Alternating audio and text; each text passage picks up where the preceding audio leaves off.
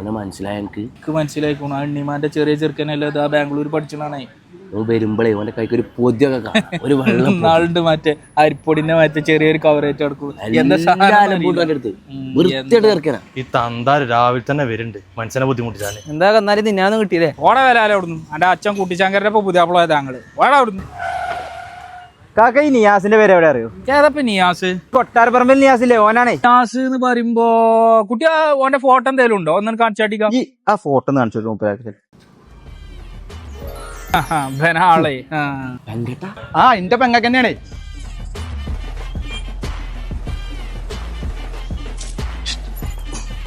നമുക്കൊന്നും മാറിക്ക അങ്ങോട്ട് പോയി.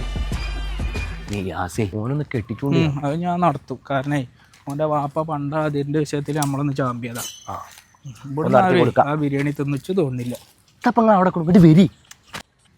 അല്ല നിങ്ങൾ എന്തിനപ്പോ നമ്മൾ അവിടെ നിന്ന് കൊണ്ടുവന്നത്? ഒരു കുട്ടിനെ കെട്ടിച്ചിന്റെ കാര്യമില്ല. നമുക്ക് അങ്ങനെ സഭയിൽ നിന്ന് പറയാൻ പറ്റാത്ത കുറെ കാര്യങ്ങളുണ്ട്. അല്ല കുട്ടികളെ നിങ്ങളിപ്പോ ഉറപ്പിച്ചു പോണോ? ഏകദേശം ഉറപ്പിച്ചാണ്.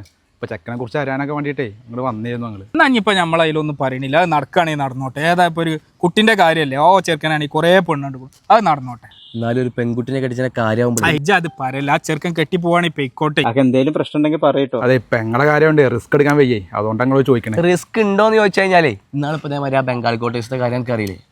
അത് പറയല്ലേ. ഈ അന്യ നാട്ടുകാർ മുന്നിൽ നമ്മളെ ആൾക്കാരെ നമ്മൾ വസലാക്കാൻ പറ്റുമോ? അല്ല പറയാ അത് പറയണ്ടാന്ന്. അത് ഓന്റെ ബാപ്പ ഇസ്മായിൽ കായ് കൊടുത്ത് ഒതുക്കിയില്ല. അത് ഓല അത് നടക്കുകയാണെങ്കിൽ നടന്നോട്ടെ. നമ്മളത് പറയണ്ട. ചെക്കനെ പറഞ്ഞിട്ട് കാര്യമില്ല. കാരണം ഒരവസ്ഥ എനിക്ക് പറഞ്ഞ ആവശ്യമില്ലല്ലോ. അതുപോലെ തമ്മിൽ പ്രേമത്തിലെന്നല്ലോ അങ്ങനെ ഒരു പോയി ഇതാക്കിയതല്ലേ. അതൊക്കെ നമ്മൾ ബലോട് എന്തിനാ പറയണേ? അല്ല പറയാ. ഇതൊന്നും പറയണ്ട. ഒരു കുട്ടീനെ കെട്ടിച്ചിന കാര്യമില്ല. അത് നടന്നോട്ടെ അതിന്റെ വൈക്കേ. നമ്മളിത് മുണ്ടണ്ട.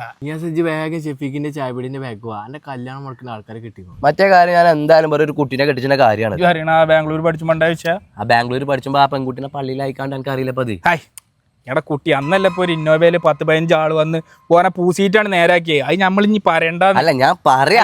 അങ്ങനത്തെ കാര്യം പറയാ വേണ്ട. എങ്ങനെയാലും ഒരു കല്യാണം നടക്കണം. നമ്മളായിട്ട് മുടക്കണ്ടെന്ന്. നിങ്ങൾ എന്തായാലും പറഞ്ഞത് വലിയൊരു ഉപകാരമായി. നമുക്കൊരു പെൺകുട്ടീന്റെ കാര്യമാണ്. അപ്പൊ ഞങ്ങൾ ഇതൊന്ന് ഡിസ്കസ് ചെയ്തിട്ട് ഇനി ബാക്കി കാര്യങ്ങൾ നോക്കണുള്ളൂ. അപ്പോൾ കണ്ടതിൽ വളരെ സന്തോഷം. ശരിയെന്ന്. അല്ല ഇസ്മായിലിന്റെ ബാംഗ്ലൂരാ പഠിച്ചിരിക്കണേ? എനിക്കറിയുന്നില്ല, ഞാൻ കഴിക്കുന്നിട്ടാണ്. അല്ല പറയാ.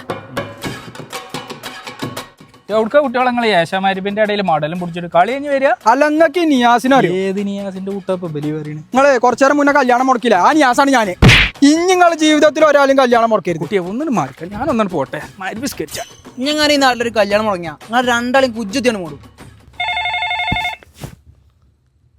ഹലോ ഹലോ കാക്കം, പിന്നെ നിങ്ങൾക്ക് ഈ കാവുമ്പുറത്തനാവാ നോക്കിയാൽ നടക്കൂല.